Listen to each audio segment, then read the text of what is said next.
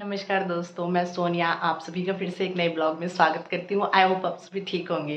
तो आज है अमावस्या का दिन और मैंने सुबह उठ के किचन में झाड़ू पोछा कर लिया है और अपने कान्हा जी को भी नहला दिया है। मैं दिखा देती हूँ। ये है मेरे कान्हा जी, इन्हें भी मैंने नहला दिया है, पूजा भी कर ली है। और मैंने अपने छोले हैं जो बॉईल करने के लिए रख दिए हैं। आज मैं बना रही हूँ छोले पूड़ी। तो बस मैं नहा धो के तैयार होके आ गई हूँ अब बस मेरा किचन का काम रह जाएगा। और उसके बाद दीदी जो गई हैं, छोटी वाली बड़ी वाली दीदी अपने घर चली गई थी और छोटी वाली दीदी शायद आज जाएंगी। तो वो अभी मम्मी के साथ गंगा जी गई हुई हैं। सुबह तक मतलब लेट तक ही आएंगे, 8-9 बजे तक। तो तब तक मैं अपना खाना वाना रेडी कर लेती हूँ क्योंकि आते ही जो है पंडित को जिमाना होता है, मतलब भोग लगाना होता है, उनको खाना देना होता है। तो चलिए मिलते हैं आगे, ब्लॉग में आगे बने रहिए। वो मम्मी और दीदी हर आ गए थे गंगा जी से। वो आते ही अपना लग गए थे हवन और पूजा वगैरह करने के लिए। उसके बाद हवन होते ही मैंने उन्हें भोग दिया, मतलब खाना वाना खिलाया, दक्षिणा दी।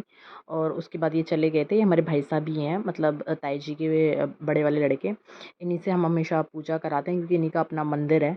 तो ये हवन पूजा कर रहे हैं, इसमें मम्मी और मेरे जेठ जी बैठे हुए हैं और उनके बच्चे और मेरी अंश बैठा हुआ है। उसके बाद ये पूजा वूजा करेंगे, फिर हम सबको खाना वाना खिला के और मैं बाकी का घर का सारा काम करूँगी। दीदी का भी आज ही जाने का प्लान है, तो देखिए दीदी का भी प्लान कैसे बनता है। बाकी आज ही जाने के लिए बोल रही हैं दीदी भी। और मैं एक साइड लग गई थी अपनी पूड़ियाँ उतारने के लिए क्योंकि खीर और सब्ज़ी मेरी बन चुकी थी। तो बस ये था कि सिर्फ गरम-गरम पूड़ियाँ उतार दूँ। और पूड़ियाँ उतार के हस्बैंड जो है बाहर खाना दे रहे थे सबको और मैं अपना पूड़ियों में लग गई थी। दीदी का वैसे तो हम सोच रहे थे कि 2-4 दिन और रुक जाएँ, लेकिन देखिए सबके अपनी-अपनी ना फैमिली की रिस्पॉन्सिबिलिटीज़ होती हैं। तो ठीक है, 8-10 दिन दीदी रुक गईं। मेरे पास भी 6-7 दिन दीदी मेरे पास रुकी थीं और 2-4 दिन वहाँ मम्मी के पास रुकी थीं। तो 8-10 दिन दीदी को भी हो गए थे। तो आज दीदी जाएँगी। तो खाना-वाना खिला ही रहे थे हस्बैंड सभी बच्चों को। उसके बाद दीदी निकल गई थी। पहले दीदी गई थी मार्केट क्योंकि वहाँ से दीदी को शॉपिंग करनी थी, मतलब हम जो दीदी को कपड़े और बच्चों के कपड़े वगैरह दिलाने थे हमारी तरफ से जो होता है, तो वो दिला के मम्मी। और फिर दीदी सीधा दीदी निकल गई थी मम्मी के साथ ही, मम्मी के वहाँ। और वहाँ से शाम को जीजू ले जाएँगे उन्हें, दीदी को। तो बस यहाँ हस्बैंड आ गए थे बच्चों को और दीदी को लेके, उन सब ने मार्केट में करी शॉपिंग। देखिए दीदी इतने दिन रह गई थी, दोनों दीदियाँ रही थीं, तो इतना अच्छा मन लग रहा था और बच्चे भी सारे थे, तो बहुत ही अच्छा टाइम स्पेंड हुआ। मैंने अपने मायके में भी अच्छा किया और फिर यहाँ के दोनों दीदियाँ भी आ गई, तो बहुत ही अच्छा मन लग रहा था। बड़ी वाली दीदी एक दिन पहले ही चली गई थी और ये वाली दीदी, छोटी वाली दीदी मतलब नेक्स्ट डे गई थी। तो कोशिश तो यही कर रही थी कि रुक जाएँ, पर ठीक है, सबका अपना-अपना टाइम होता है, सबका अपनी-अपनी ज़िम्मेदारियाँ होती हैं और सही टाइम पे ही जाना होता है। और बस बाकी बच्चों को जो है शॉपिंग करा के हस्बैंड वापस ले आए थे क्योंकि दीदी हर को लगना था टाइम, तो ये था कि बच्चे गर्मी में दोपहर में कहाँ रहेंगे। तो इसलिए सारे बच्चे हस्बैंड के साथ वापस आ गए थे और दीदी और मम्मी ही रह गई थी सिर्फ मार्केट में। जब उनकी शॉपिंग ख़त्म हो गई थी तो फिर जो मेरे जेठ जी हैं वो सारे बच्चों को लेके दीदी को लेते हुए मार्केट से और निकल गए थे शाम को घर, मतलब घर के लिए 2-3 घंटे बाद ही। तब तक जेठ जी ने घर पे ही रेस्ट किया था हमारे यहाँ पे, उनकी छोटी बेटी ने और जेठ जी ने। बाकी बच्चे अब ये आ रहे हैं घर के लिए वापस और मैं और अंश लग गए थे अपना खेल-कूद मस्ती करने के लिए। उसके बाद अंश सो गया था, तो मुझे यही टेंशन हो रही थी कि बच्चे और दीदी चले जाएँगे। देखिए अंश अपनी नानी के यहाँ से आया था, तो वहाँ भी बच्चों में से ही खेल-कूद के आया था। उसको अच्छा मन लग रहा था और फिर यहाँ आया तो यहाँ भी उसे बच्चे मिल गए। तो बस यही टेंशन हो रही थी कि उसका कैसे मन लगेगा, कैसे क्या होगा? पर ठीक है, देखते हैं, जो भी होता है अच्छे के लिए ही होता है। तो दीदी और बच्चे चले गए थे। ये है शाम का टाइम। जो बड़ी वाली दीदी हैं उन्होंने ये वॉच भिजवाई थी, जो कि अलग-अलग पार्ट थे इसके, स्टिकर वाली थी। तो बस मैं शाम के टाइम लग गई थी इसी को पेस्ट वगैरह करने के लिए। बहुत ही अच्छी लग रही थी लगने के बाद ना, एकदम से प्यारी-सी लग रही थी। ये उन्होंने ही एज़ अ गिफ्ट की थी। उनके बच्चे, जो उनका बड़ा वाला बेटा है, मतलब एक ही बेटा है उनका, मेरा जो भांजा है वो लेके आया था इसे। तो मैं और हस्बैंड लग गए थे इसी को स्टिकर करने के लिए। शाम का टाइम ही है। शाम का टाइम फिर मैंने खाना-वाना भी नहीं बनाया था क्योंकि सुबह का ही इतना रखा हुआ था, क्योंकि मैंने बच्चों के हिसाब से ना थोड़ा ज़्यादा बना लिया था, लेकिन बच्चे दोपहर में चले गए थे, थोड़ा बच गया था शाम तक, तो मैंने और हस्बैंड ने सिर्फ वही खा लिया था। दीदी के जाने के बाद शाम को मैं लग गई थी अपनी सफाई में किचन की, क्योंकि मेरे किचन के डब्बे हैं ना जो बहुत ज़्यादा गंदे हो रहे थे और मैं कोशिश भी कर रही थी कि क्योंकि मायके से आने के बाद मैंने डब्बों की हालत देखी तो वो काफ़ी गंदे हो रहे थे, तो मैं तभी ट्राई कर रही थी कि उन्हें तभी साफ़ कर दूँ।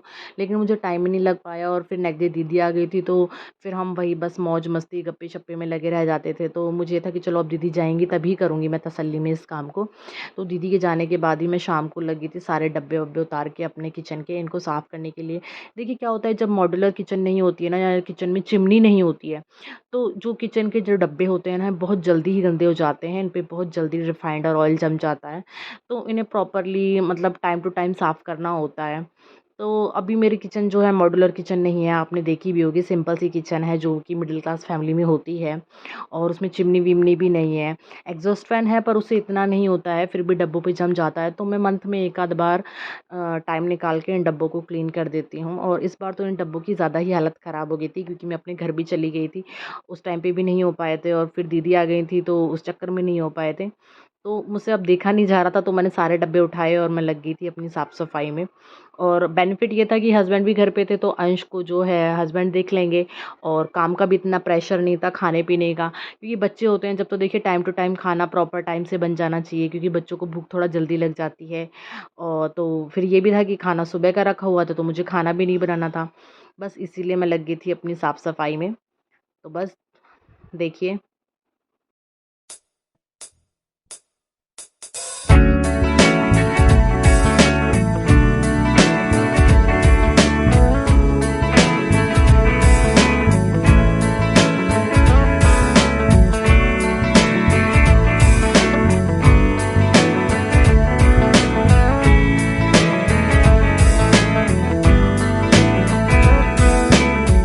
बस डब्बे मारे मेरे जो हैं सारे धुल गए थे, तो मैं उन्हें नीचे ले आई थी किचन में।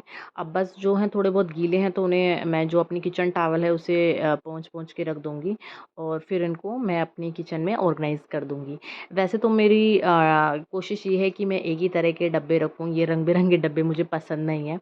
पर देखिए मेरी शादी को ज़्यादा टाइम नहीं हुआ है, सिर्फ़ 3 साल ही हुए हैं, और जब मैं इस घर में आई थी तो मुझे इसी तरह के डब्बे मिले थे, और मुझे मतलब लगा नहीं कि मैं आते ही सब कुछ चीज़ अपने अकॉर्डिंग करूँ। देखिए हर फैमिली का अपना एक वो होता है, रहने का तरीका होता है, और मैं आते ही उनके तरीके को चेंज कर दूँ तो ये मुझे ठीक नहीं लगा, क्योंकि हर वो इतने सालों से उसी चीज़ में रह रहे हैं। तो अब चाहे बेशक से मैं अब अकेले रहती हूँ, अब मैं ये चीज़ कर सकती हूँ, ऐसा नहीं है, अब मेरे ऊपर कोई ऐसा वो नहीं है। अब तो मैं अकेली रहती हूँ, किसी भी तरह से ऑर्गनाइज़ कर लूँ, तो ऐसी कोई ख़ास दिक्कत नहीं है।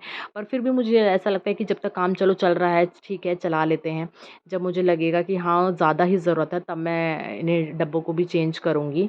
और वैसे कोशिश यही है कि इस तरह की किचन में तो ख़ैर क्या ही करूँ, कितने गंदे हो जाते हैं। तो जब कभी फ्यूचर में मॉड्यूलर किचन बनेगी या कुछ अपना नया घर होगा, तब मैं इस तरह की कोशिश जो है मैं ज़रूर ट्राई करूँगी। कोशिश क्या, तब तो मुझे करना ही करना है।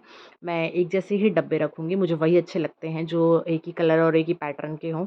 तो अभी तो जब तक नहीं है कुछ, तब तक इसी से काम चला लेते हैं, इसमें कोई दिक्कत नहीं है। डब्बे ऑर्गनाइज़ करने के बाद मैं लग गई थी अपने जो मैं मंथली राशन जिन डब्बों में रखती हूँ ना, इन डब्बों में मैं अपना मंथली राशन रखती हूँ। तो इनके भी जो वो है ढक्कन, वो काफ़ी गंदा हो रहा था, तो मैंने उसको भी धोया, उसको भी अच्छे से क्लीन किया, साफ़ किया, और उसके बाद उन डब्बों को लगा दिया था। तो देखिए किचन एकदम से क्लीन होने के बाद मेरी किचन कुछ इस तरीके की दिख रही है, जैसे मैं आपको दिखाऊँगी अभी थोड़ी-सी ही देर में। तो अगर आप लोगों को ब्लॉग पसंद आया तो प्लीज़ लाइक करें, शेयर करें, कमेंट करें, और चैनल को अभी तक आप लोगों ने सब्सक्राइब नहीं किया है तो प्लीज़ चैनल को सब्सक्राइब कर लीजिए, और अगर आपने चैनल को सब्सक्राइब किया हुआ है तो प्लीज़ बेल आइकन को प्रेस कर दीजिए, मेरे इसी तरह के ब्लॉग्स को देखने के लिए।